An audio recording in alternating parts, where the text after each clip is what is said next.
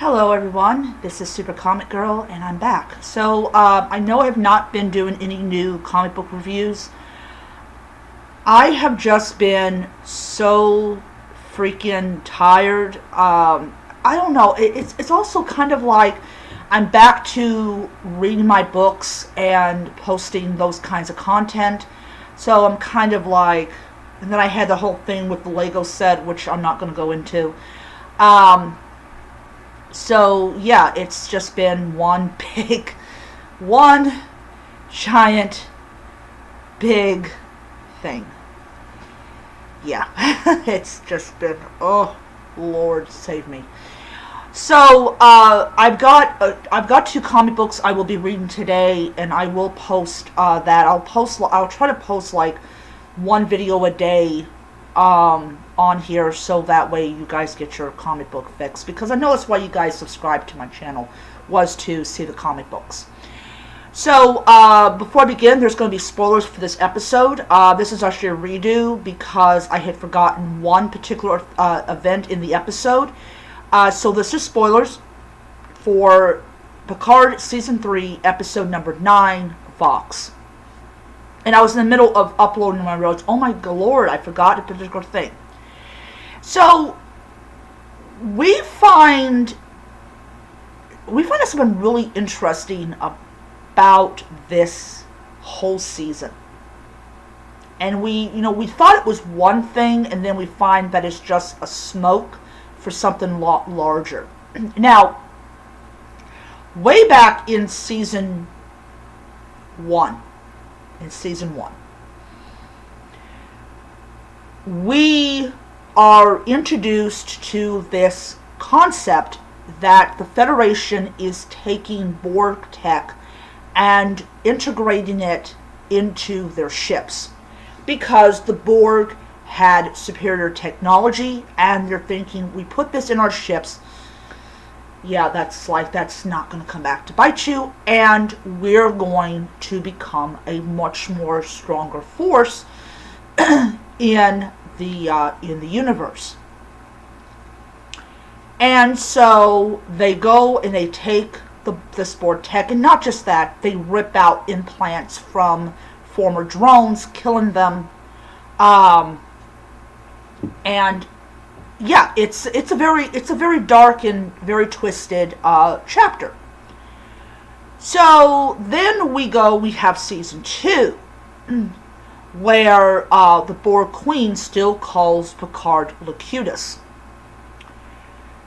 So going way further back than that, we have the scene in Star Trek First Contact where Picard could still hear the voice of the collective, even though he had been rescued from the collective for a number of years. So moving forward to Vox, we find that there's a lot more sick, twisted thing going on than just, well, what we thought. So we find out that what Starfleet thought was aromatic syndrome was actually something a lot bigger. And going way back to the Next Generation, Jean-Luc Picard, when he was captain of the Enterprise, was taken by the Borg and became Locutus. And in First Contact, we find out that the Borg Queen herself was on the ship that Locutus was, where Picard was simulated to Locutus. So everything that was put into him was personally chosen by the Queen, including technology that Janeway never encountered at all, I'm pretty sure. So we find that there was. Let me go back a tiny couple of seconds there. it was very easy for Riker to get Picard back. There was minimum resistance in getting him back, and he's supposed to be the voice of the Borg. He's supposed to be the one that is instrumental in the defeat of Earth. But he was able to get recovered pretty easily. I mean, the first time, no. But the second time, there was really no resistance in keeping Picard away from the Enterprise.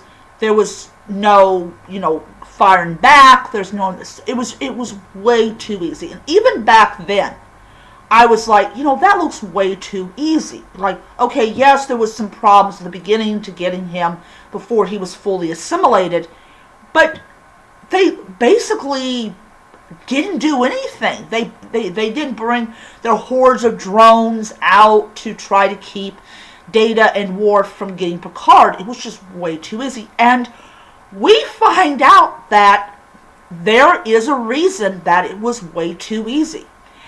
And we find that there was a piece of Borg tech that Beverly did not see with her computer.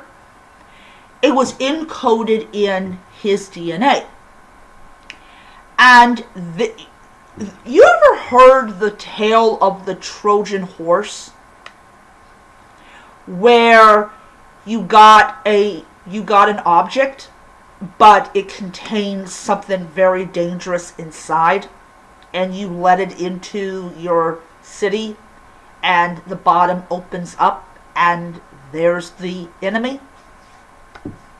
We can probably going to be guessing Picard was the Trojan horse.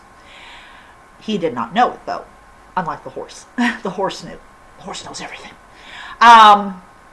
So basically what ended up happening was this ended up just working way better than the Borg thought it was going to. And basically, this is encoded in his DNA, and this is how come he was able to hear their voice. It is passable. You can pass this on to your children like a very nasty disease. So what ends up happening is when Picard's essence was transferred to his synthetic body, he did not realize that he had fathered a child, and we all know this. The Trojan horse got transferred. So Jack is now the Trojan horse. This is the thing. Now we thought that the changelings had done this. We find out that they did not. That it was actually the Federation that actually took pieces of his frontal lobe, and they used his Borgized DNA for the transporters, for the ships, for everything. They basically weaponized. They basically allowed the Borg easy access because they took Picard's DNA and they used it. And if you were 25 years or younger and you used the transporter system, you got assimilated. And it was quiet. It was in your DNA very quietly. You didn't know it. And this is why when Jack saw the vines wrapping around certain officers, it was indicating that they were being assimilated. And so what ends up happening is when the former crew of the Federation, the only crew that has managed to fight and beat the Borg, discover this, they discover that this was a lot bigger than just changelings wanting control of, wanting to defeat the Federation. The Federation doesn't have just one enemy that they defeated that hates their guts. They got two enemies. And the second one is a lot more powerful than a bunch of blobs that can turn into people. So Jack is angry at his father, and he goes off and he goes to find the voice. And sure enough, the voice is waiting on him. And he gets assimilated. He is now the voice of the Borg. Now, how much of it can he resist? Does he have his father's ability? Don't know. But what has happened is ensigns and lieutenants that are 25 years and younger, and this probably includes children as well, because we don't know how far this has gone. They are all under the control of the Borg. And what they end up doing is they end up killing their own commanding officers and people that are over the age of 25. So, yeah, there is a slaughter of just whole crews are being slaughtered because of their age and where they're at. So, more wrinkles, more gray hair means that you cannot be assimilated. The saddest part, and this is the part I did not include in the original review, the death of Captain Shaw. Captain Shaw died, and before he died, he transferred command. I would say he did by computer, but he told Seven, "You are now captain." And he used her name. He called her 7 of 9 before he died. And that was so sad and so heartbreaking that it took Captain Shaw dying for him to finally call her 7 of 9. So, yeah. So armed with this information, they go and they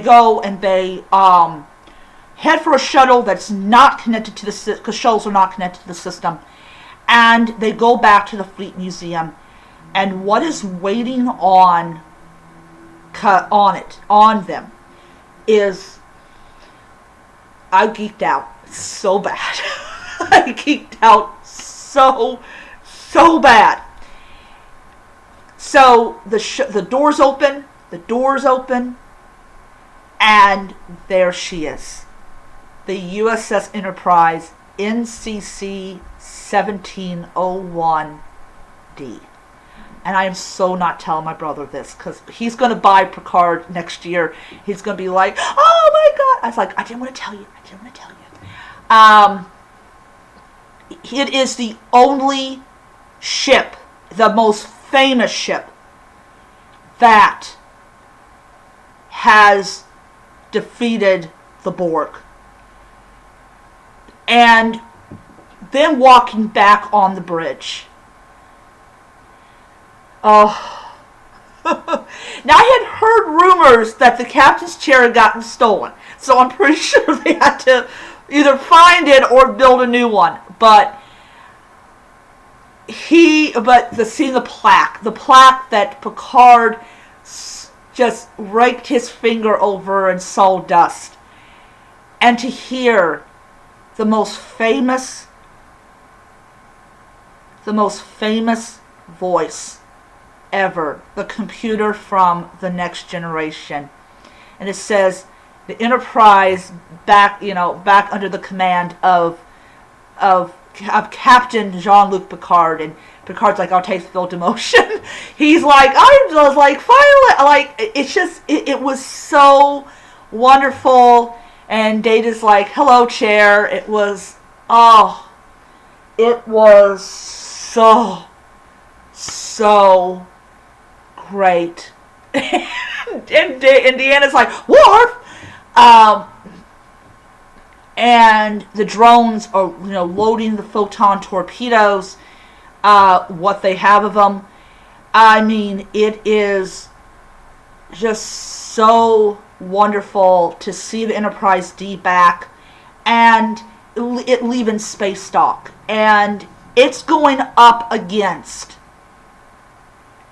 the armada that has been assimilated by the Borg. Oh my fucking god, just, this is a nightmare, because it doesn't have any, there's no crew, really. I mean, it's a large ship, and there's only the senior staff. I don't know if they're going to pick up other non-Borgized officers along the way, so they can have a full crew, but the Galaxy-class Enterprise D is back, and I am so, so happy, and and to hear that strong engage, it was so, everything about this episode was so, so good. It was beyond anything. I was just so freaking loved it. So I'm going to give this episode 5 stars, or maybe I should say 6, because the Enterprise D came back. But it's great. So that is it for the review. I will be reading 1 or 2 comic books today. Come back to reviews of those. And so you will get the reviews of these. So I am going to attempt to go back to the comic book shop and pick up a couple comics. Not as many as I would, because I am going to be buying some books. I'm also going to be purchasing a necklace, so yeah. So I hope you guys enjoyed the video, and I'll see you guys around. Bye.